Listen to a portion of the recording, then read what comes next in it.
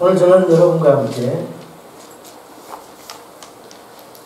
응답을 기다리라 이 말씀 전에 주님의 응답이 늦어지면 약속의 말씀을 붙들고 응답을 기다리라 이런 의미가 숨어 있습니다.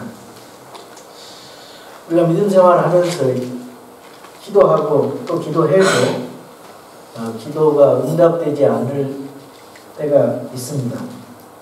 그래서 실망을 하게 되고 낙심하게 되고 또 좌절과 고통을 경험하게 됩니다. 응답이 지연되면 얼마나 또 답답합니까? 근데 하나님께서는 우리들이 기도하는 것을 하나님이 보실 때 그것을 바로 응답해버리면요, 그것이 나에게 화가 되고 독이 될 수가 있어요. 그래서 응답을 안 해주시는 경우도 있습니다. 하나님께서 응답에 대해서 yes, no, wait, another way 이런 방법으로 응답을 하시는데 우리가 기다릴 때는 언약의 말씀을 들고 기다려야 됩니다. 아브라함도 이런 경험을 했습니다. 하나님께서 아브라함에게 하늘의 별처럼 바다의 모래알처럼 자손들이 많아질 거라는 그런 약속을 주셨습니다. 창세기 12장 2절에 보니까 내가 너로부터 큰 민족을 만들고 내게 복을 주어 내 이름을 크게 하리니 내가 복이 되리라 이런 약속의 말씀을 하셨습니다. 또 창세기 13장 16절에 보니까 내가 내 씨를 땅에 티끌 같게 하겠다 그런 약속의 말씀을 하십니다.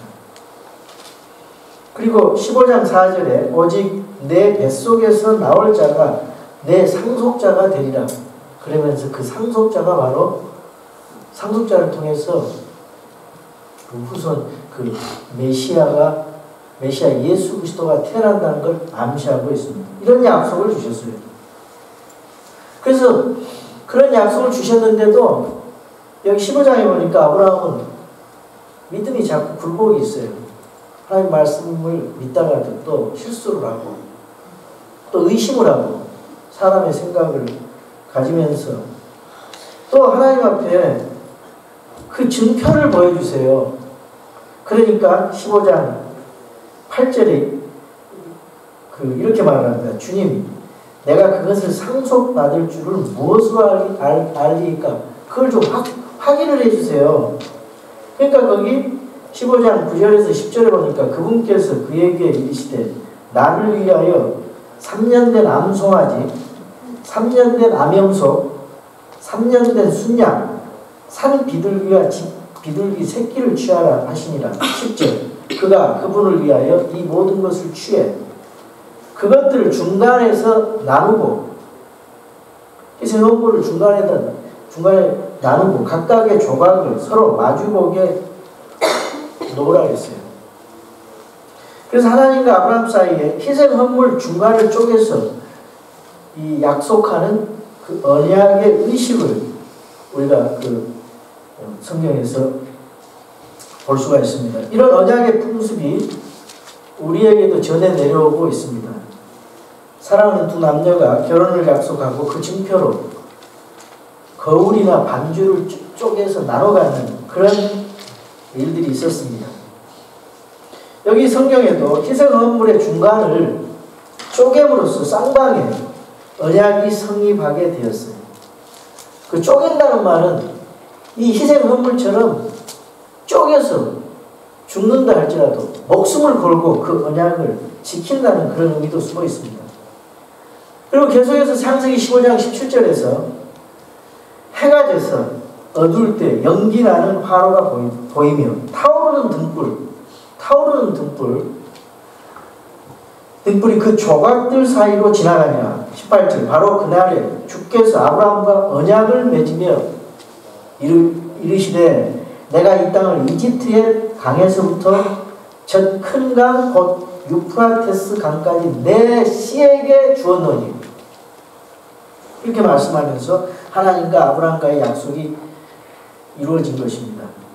그럼에도 불구하고 아브라함과 사례는 나이가 점점 많아지고 늙어가면서 이 아들을 낳을 수 있는 전망이 보이질 않습니다. 가나안 땅에 온 지도 벌써 10년이 지나가도 아들이 수태되는 기별이 없습니다. 초조해진 사라가 고민을 합니다. 사라는 하나님의 약속에 대한 그 말씀을 의심을 하면서 또 부정적인 생각이 들어왔습니다. 그래서 당시 사회 풍습대로 세상적인 그런 방법을 동원해서 자식을 얻을 궁리를 합니다. 사라가 아브라함에게 제안을 해요. 몸종 하가를 통해서 자식을 얻고자 그런 제안을 합니다. 사라의 제안 동기는 그렇게 사회적으로 볼 때 나쁘다고 볼 수가 없습니다. 그 당시에 근동이나 옛날 우리나라에도 시바지 제도가 있어서 자식을 이어나갈 때, 그리고 유대인들의 계대 결혼이라 해서 자식을 이어나가는 그런 일들이 있었어요. 여인들이 자식이 없을 때 또 흔히 생각하는 것처럼 사라도 자식이 없는 것이 이 여자가 자기 책임인 것으로 느끼는 거예요. 그런 죄책과 또 이 집안에 대한 그런 의무감 때문에 남편에게 그 제안을 하는 것입니다. 그 사회적인 그 당시 풍토가 그것을 용납하고 인정을 했습니다. 그러나 분명히 성경은 그것을 잘못된 것이라고 말씀을 합니다. 사라가 성경적으로 볼 때 실수를 한 겁니다. 하나님의 언약을 잊어버리고 하나님이 자식을 주시지 않겠거니 하나님이 나에게 자식을 허락하지 않나보다 그렇게 단정해 버렸어요. 일이 꼬이고 무슨 일이 안 되니까 안 될 것이라고 스스로 단정해 버리는 그것이 문제입니다.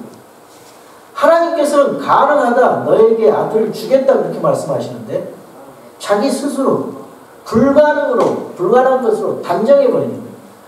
우리 그리스도인들이 하나님께서 할 수 있는 일을 이렇게 스스로 믿음이 없어질 때 단정해 버리는 것, 얼마나 그런 경우가 많습니까? 이런 마음이 이제 행동으로 옮겨지는데요. 하가를 시바지로 쓰는 그런 편법을 쓰게 됩니다. 편법의 결과는 비극을 초래하고 비참하고 고통을 초래한 것입니다. 어리석은 선택은 그런 고통을 초래하는 것입니다. 여러분 힘들고 어려울 때 감정으로 일 처리하면 안 되고 무슨 설교 말씀을 감정으로 이렇게 받으면 안 됩니다. 그러면 잘못된 생각을 가지고 선택을 하게 되고 결정을 하게 됩니다. 우리는 이성을 가지고 바른 마음을 가지고 맑은 정신으로 일을 처리해야 됩니다. 아브라함은요 인간적인 살해 제안을 거부했어야만 합니다. 그런데 그것을 동조하고 수락을 합니다. 그래서 사실 그 살해의 그 제안은 사실 진실이 아닐 수가 있습니다. 남편에게 이 일에 대한 것을 자식이 없으니까 갈등을 하면서 여자로서 미안하고 또 어떤 투정함의 그런 표현일 수도 있어요. 그럼 아브라함은 남편으로서 이렇게 말을 해야 됩니다. 여보 왜 그런 말을 해? 하나님의 약속을 믿어. 포기하지 맙시다. 기다려봅시다. 하면서 사례를 위로했어야만 했습니다. 이 아브라함은 여기 온 지 하나님의 명령을 따라서 여기 온 지 10년이 지났는데도 믿음이 성숙하지를 못했어요. 여러분 나이가 든다고 해서요 성숙하는 게 아닙니다. 마음을 근본적으로 고쳐야 돼요. 어린아이들도 믿음이 성숙할 수가 있습니다. 말씀을 계속 받아들이면 어렸을 때도 성숙해져요. 근데 나이가 많아도 자기가 결단하지 않고 말씀을 그냥 헛되이 듣고 그러면 성숙이란 있을 수가 없어요. 하나님 말씀을 가지고 갈등하면서 그래야 믿음이 성장하고 성숙한 거예요.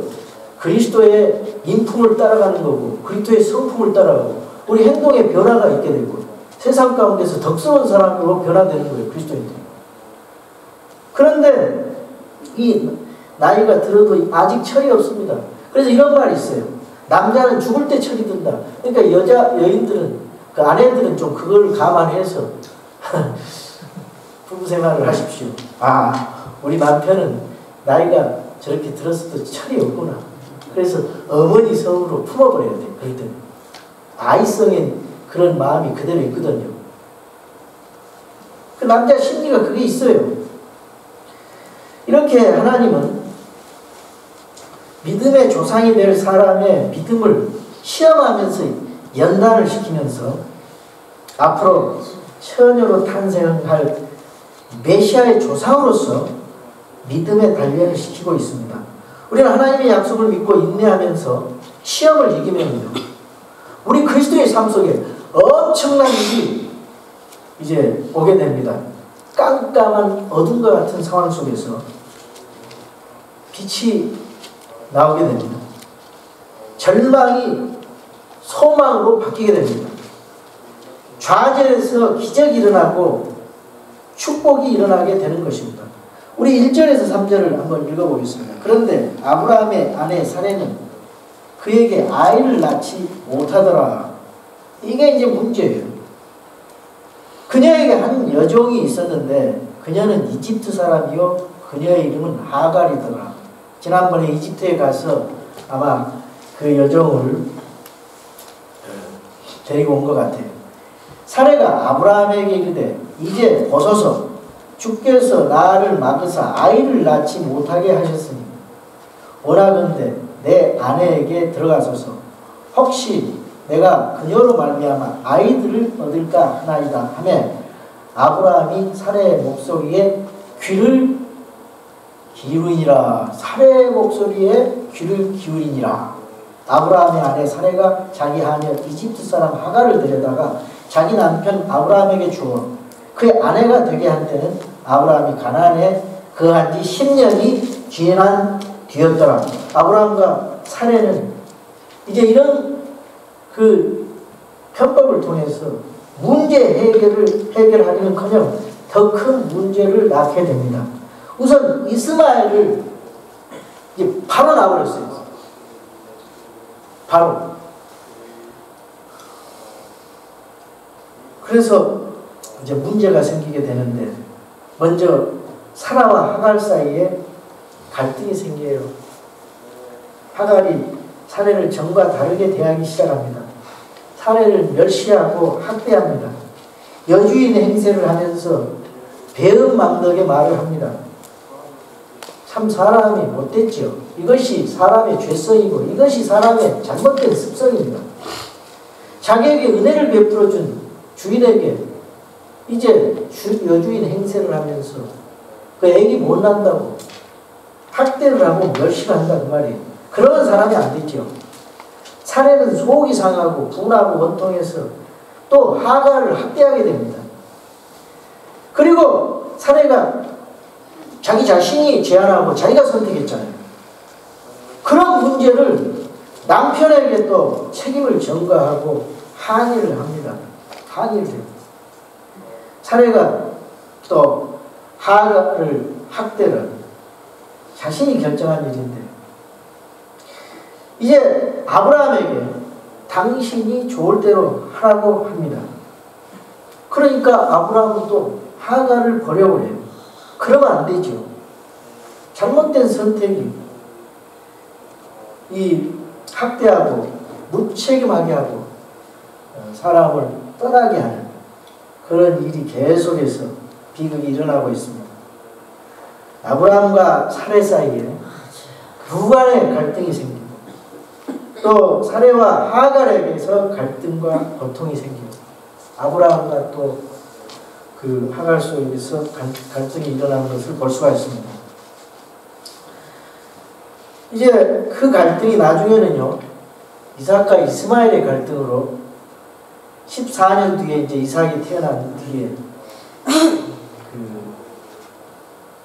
이것은 민족적인 싸움으로 발전돼서 오늘날까지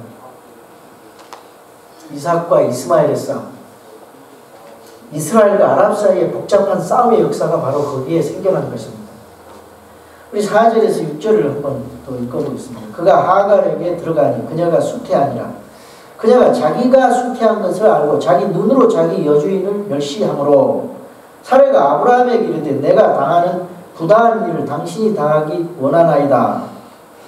내가 내 하녀를 주어 당신의 품에 두었거늘 그녀가 자기가 수태한 것을 알고 자기 눈으로 나를 멸시하니 나와 당신 사이에서 주께서 판단하시리라 하니라. 그러나 아브라함이 사례에게 이르되 보라 당신의 하녀는 당신의 손안에 있으니 당신이 기뻐하는 대로 그녀에게 행하라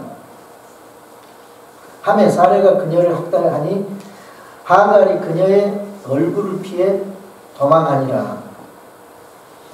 아브라함이 사례에게 그런 말을 했습니다.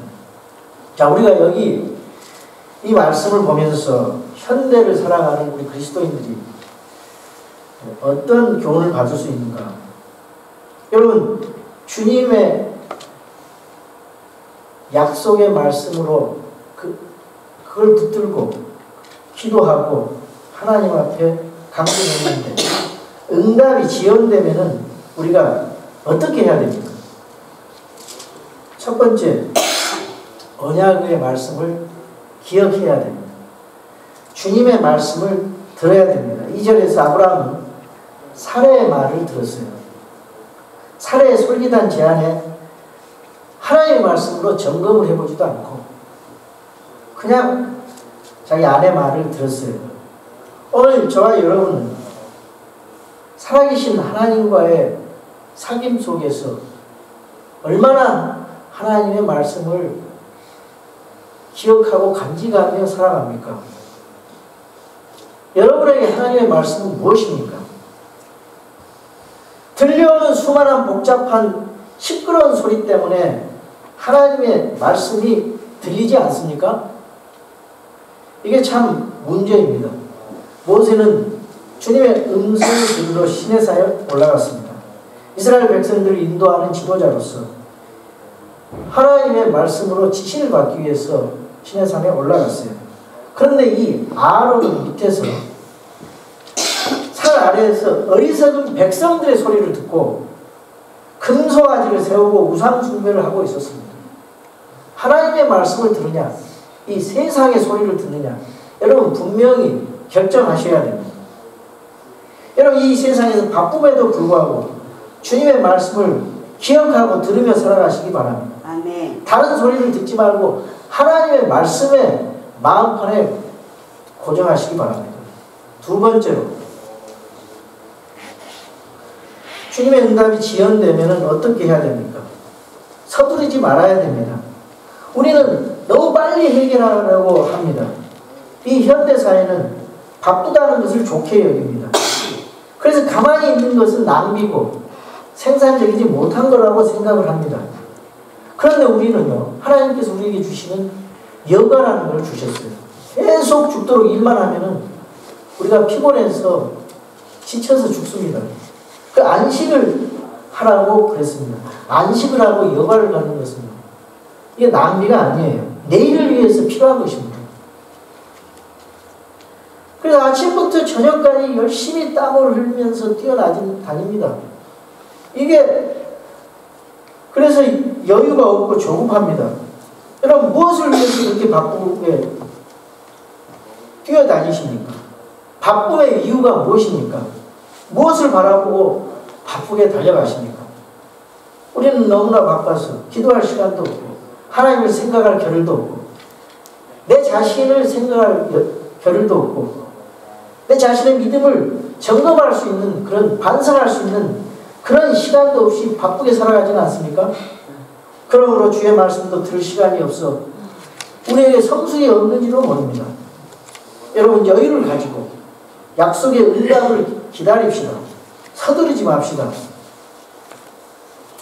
그리고 우리가 세 번째로 주님의 응답이 지연되면 우리가 어떻게 해야 하는가? 여러분, 우리는 수단과 방법을 가려서 정당하게 살아야 됩니다.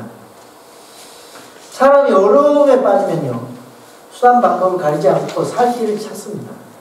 그러나 악한 수단은 결코 선한 결과를 가져올 수가 없습니다. 아무리 좋은 목적이라도 그 목적을 추구하기 위해서 잘못된 방법을 사용하면 반드시 잘못된 결과가 나온다는 것을 우리가 아브라함의 경우를 통해서 볼 수가 있습니다. 이것이 바로 좋은 목적을 위해서 정당한 수단과 그 과정을 걸어가는 것은 참 인간이 지켜야 할 윤리요, 성경적인 진리요 가르침입니다. 목적은 결국 수단을 정당하지 못하기 때문입니다. 아브라함이 하갈을 통해서 이스마엘을 얻은 행위는 명백한 죄악입니다. 그 잘못된 선택이 잘못된 결과를 낳았고 이스마엘을 얻었지만 가정의 갈등과 문제와 불화가 생겼습니다. 하나님께서 아브라함과 사례를 용서하셨습니다. 심지어 하갈도 불쌍히 여기시고 이스마엘도 축복하셨습니다. 그러나 주께서 용서하셨다는 사실과 용서받았다고 해서 그 행동을 정당화할 수 없다는 사실을 우리는 구분해서 생각을 해야 됩니다. 올바른 목표를 가지고 계십니까? 그러면 정당한 수단을 사용하시기 바랍니다. 성경은 좁은 문을 가라 그랬어요. 그리스도를 따라가는 사람들은 좁은 문을 가는 사람들입니다. 정당한 방법으로, 하나님의 방법으로, 죄 짓지 않고 우리가 그 좁은 길을 걸어가야 된다. 그럴 때 하나님이 역사하세요. 좁은 길을 갈 때 기적이 일어납니다. 진리를 따를 때 기적이 있고 간증이 있어요. 성경은 사람이 무엇으로 심든지 그대로 거둔다고 말씀하고 있습니다. 갈라디아서 6장 7절에서 8절입니다. 속지 말라. 하나님은 조롱당하지 아니하시나니 사람이 무엇을 심든지 또한 그것을 거두리라. 자기 육신에게 심는 자는 육신으로부터 썩는 것을 거두되 이 세상에 육신을 심고 부를 심고 명예를 심고 그러면은 하나님 없이 그거 심는 썩는 것을 거둔다 그 말이에요. 근데 성령에게 심는 자는 성령으로부터 영존하는 생명을 거두리라. 이 영존하는 생명 잊어버리면 아무리 쌓아도 그 부와 명예가 무슨 소용이 있습니까? 그 안에서 쌓아야죠. 주님 안에서, 성령 안에서, 말씀 안에서, 그리스도 안에서 쌓아야죠. 아브라함과 사라는 그들이 뿌린 씨앗에 대한 결과를 거두고 있어요. 그들의 고통과 아픔을 생각해 보시기 바랍니다. 그들의 눈물과 갈등을 보시기 바랍니다. 우리 그리스도인들은 수단과 방법을 가려서 살아야 됩니다. 그럴 때 하나님께서 역사하시고 기적을 일으키십니다. 네 번째로 우리가 아브라함의 실수는 우리 실수라는 것을 깨달아야 합니다. 믿음의 조상도 많은 실수를 합니다. 아브라함은 주님을 믿고 의로 여김을 받았습니다. 하나님이 아브라함에게 나는 너의 방패요 큰 보상이라고 했습니다. 그런데 그 말씀 불신하고 또 실수를 해요. 우리는 한때 주님 뜻대로 살기를 결단하고 그렇게 믿음 생활을 하다가 자기 생각대로 살면서 절망과 좌절 가운데 헤매면서 살아갑니다. 우리는요 이렇게 알면서 죄를 반복해서 죄를 짓습니다. 이것이 인간의 특성이에요. 그래서 인간은 완전하지 않습니다. 그래서 성경은 로마서 3장 10절에 모든 사람이 죄인이라고 했어요. 오직 예수님 외에는 다 죄인이에요. 우리의 선한 행위도 떨어진 걸레와 같다고 했어요.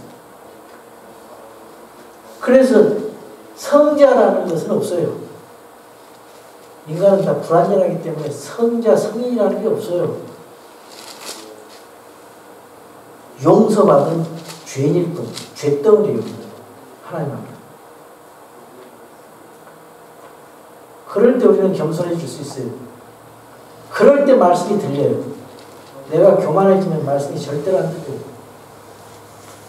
행동의 변화도 없어요. 믿음의 성장도 없어요. 자기의 고집과 자기 생각, 자기 주관, 내 중심, 내 방법으로 하려고 하니까 절대로 변화가 없어요. 겉으로 볼 때는 잘 믿는 것 같지만 그건 종교인이에요. 근데 근본적인 변화는 예수 그리스도를 내 중심에 모시고 주님을 나의 주인으로 모시고 주님의 생각과 방법을 따라서 가는 사람이 끊임없이 나의 마음을 점검하고 겸손하게 주님을 따라갈 때 변화가 있는 것입니다. 아멘.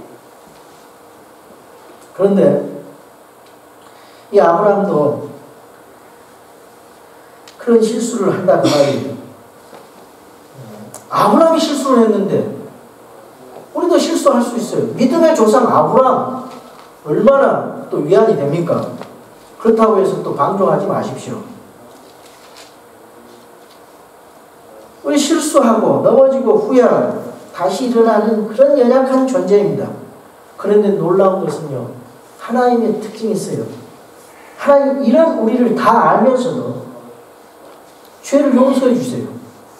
죄를 지면 또 용서해 주고, 그것이 하나님의 특성입니다. 다 알면서도 죄를 용서해 주세요. 그게 하나님의 은혜예요. 그게 하나님의 은혜. 결론적으로 우리는 아브라함의 경우를 통해서 기도의 응답이 지연되고 삶의 어려움과 고통이 올 때 어떻게 해야 됩니까? 두 가지 방법이 있어요.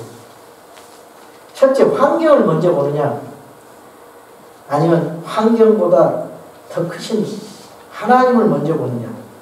내가 어려운 환경에, 상황에 처했을 때 그 상황을 쳐다보면요, 한숨이 나오고 불평이 나오고 원망이 나옵니다. 어찌해서 나에게 이런 상황을 주십니까, 아버지 하나님? 왜 이렇게 나를 만드십니까? 그런 사람 많이 봤어요. 왜 이렇게 나에게 어려움을 주십니까? 왜 이렇게 일이 안 됩니까? 왜? 원망 불평하죠. 이건 진정한 성도의 자세가 아닙니다.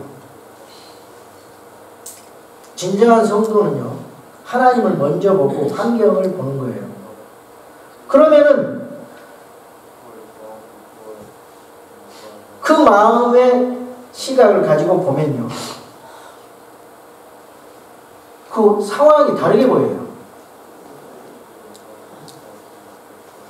영광의 주님의 왕자 앞에 나아가서 구하게 되면요, 그분은 전능하시고 의로우시고 선하시고 좋은 것을 우리에게 주시는 좋으신 하나님이기 때문에 그 다음에 환경을 보면요,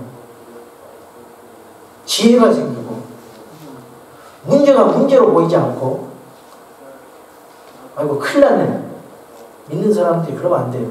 아, 별거 아니네,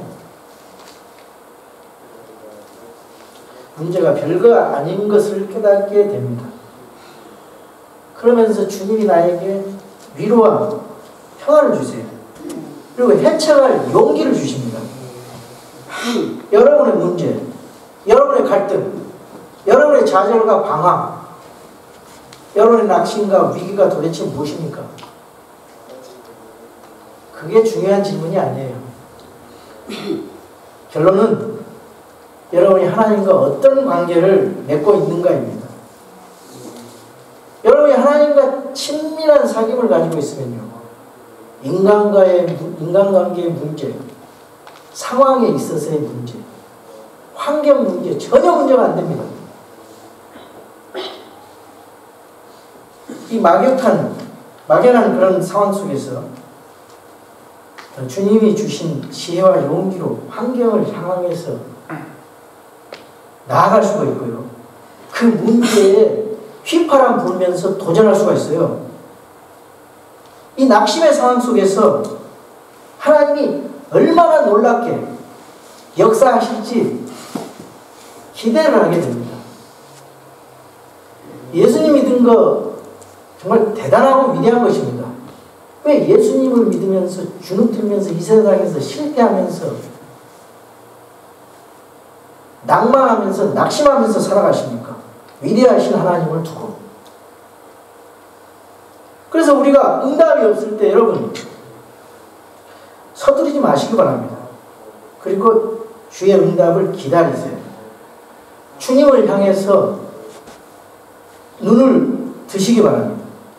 그분의 언약을 기억하고 그분의 말씀에 귀를 기울이고 목표를 설정하고 하나님의 지혜를 구하면서 주님과 함께 그 목표를 향해 걸어가시기 바랍니다. 아멘. 여러분 모세가 홍해 앞에 왔을 때 백성들이 원망을 합니다. 뒤에는 이집트 군사들이 쫓아옵니다. 근데 출애굽기 14장 13절에서 14절 보니까 모세가 백성에게 이르되 너희는 두려워하지 말고 가만히 서서 오늘 주께서 너희에게 보여주실 그분의 구원을 보라.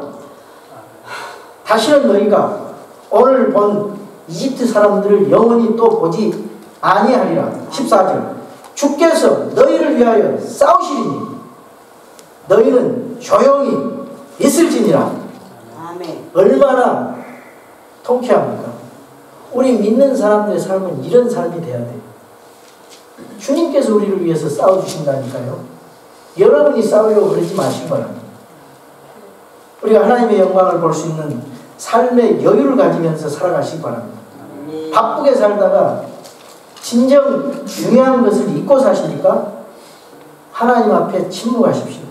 주님과 밀접히 사귀는 시간을 소중히 여기시고 그런 시간들을 많이 가지시기 바랍니다.